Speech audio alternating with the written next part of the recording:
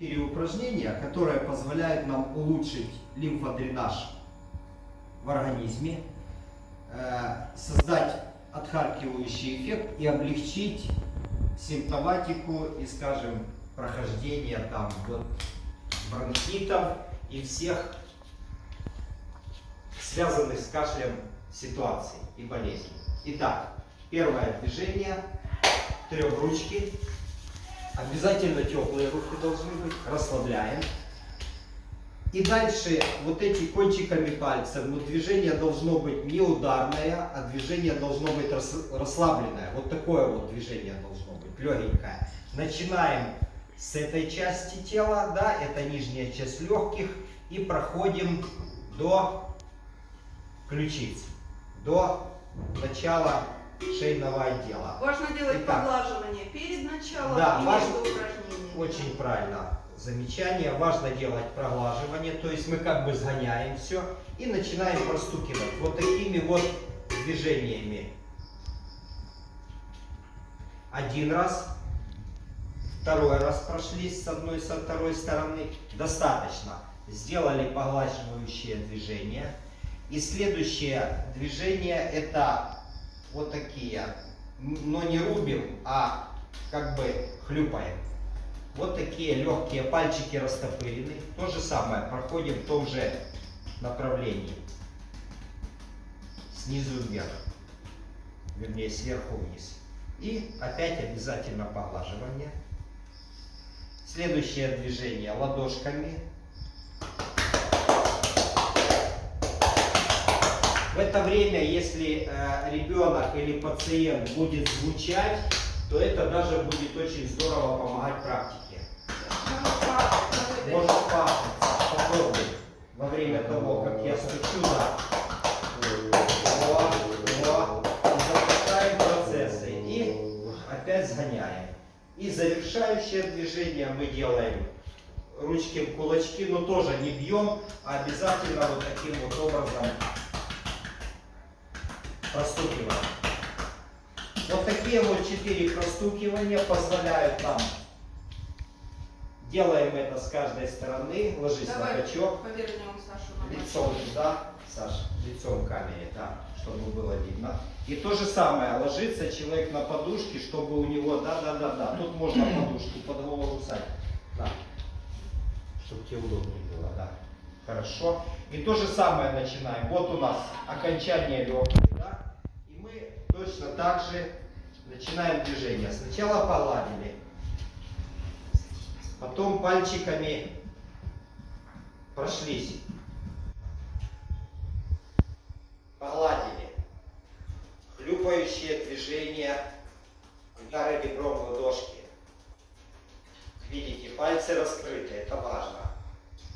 Дальше ладошками и прошли. И потом раз и два. Как правило, этого достаточно. Поворачиваемся на другой бочок.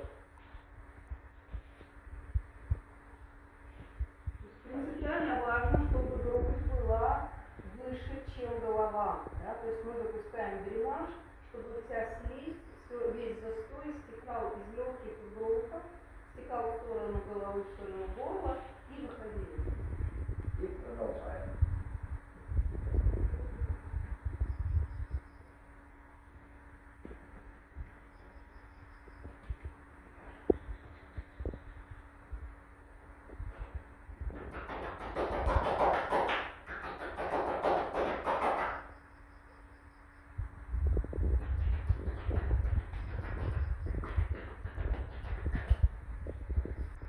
И поворачивайся.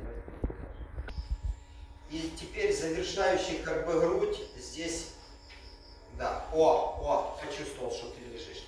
Здесь важно понимать, что здесь у нас сердце, да, поэтому надо простукивание делать легкие, аккуратненькие. Если это делается, скажем, на женском теле, здесь тоже молочные железы, тоже их обходим. А, мужчин тут уже как бы... по центру груди. Да, по центру груди. То есть мы делаем такие движения, вот тоже начинаем, вот такие вот. И больше внимания вот сюда, там, где у нас бронхи. Простукивание идет. Точно так же начинаем. С нижней части обходим. И то же самое. Согнали. И дальше такие же движения. Дышим, Саша. Дышим, это важно. Важно дышать. Стараемся не зажимать.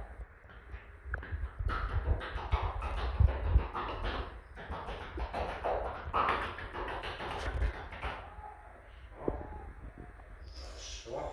И завершаем.